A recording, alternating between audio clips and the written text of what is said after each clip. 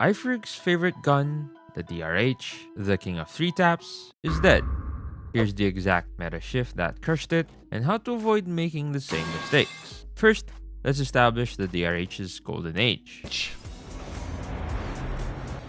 You really can't go wrong. Beautiful.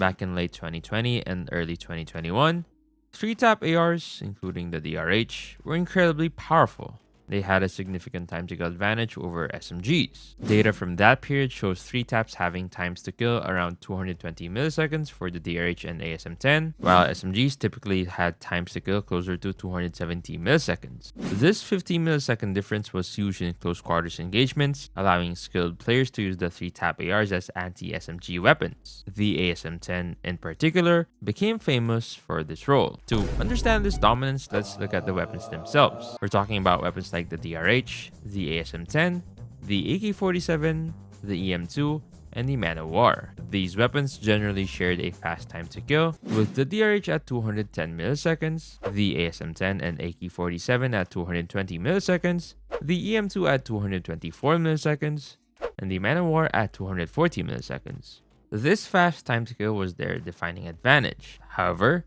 compared to SMGs, they were generally slower with strafe speeds below 3 meters per second and ADS times around the 270 millisecond mark. Though the EM2 was an exception with slightly better mobility.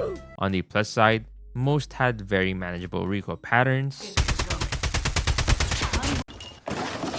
clean iron sights, and minimal aim shake.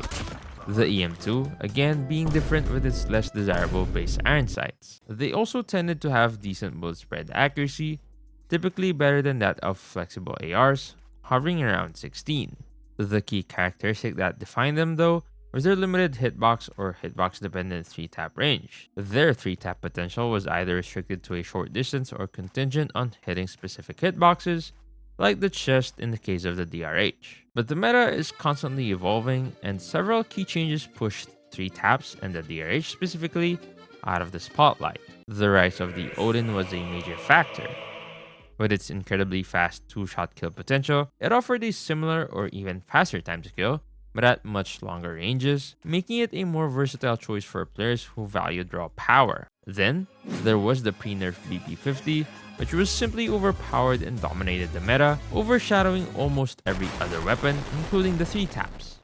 Finally, the arrival of the USS9 is where things get really interesting for the DRH. The USS9 essentially took over the DRH's niche, offering a very similar 3-shot kill range, 28 meters compared to DRH's 30 meters, but with vastly superior mobility. The USS9 has a strafe speed almost 50% faster and an ADS time about 20% faster, allowing it to challenge SMGs at close range with the agility and speed of an SMG itself. Now, it's true that the DRH did experience a brief resurgence in mid-2024. This was largely because of the 2 weapons that directly countered it. The Oden and the pre-nerfed BP-50 were less prevalent at the time. But once the Oden's popularity grew and the USS9 entered the scene, the DRH's weaknesses were exposed.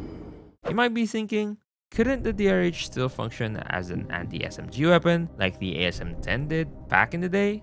The problem is that the USS9 now fills that role perfectly, but with the added benefit of SMG mobility. It's hard to justify using a slower, less versatile AR when an SMG can achieve the same results with greater agility. So while the DRH remains a perfectly viable weapon, and it can still perform well in the right hands, it's no longer the meta-defining powerhouse it once was.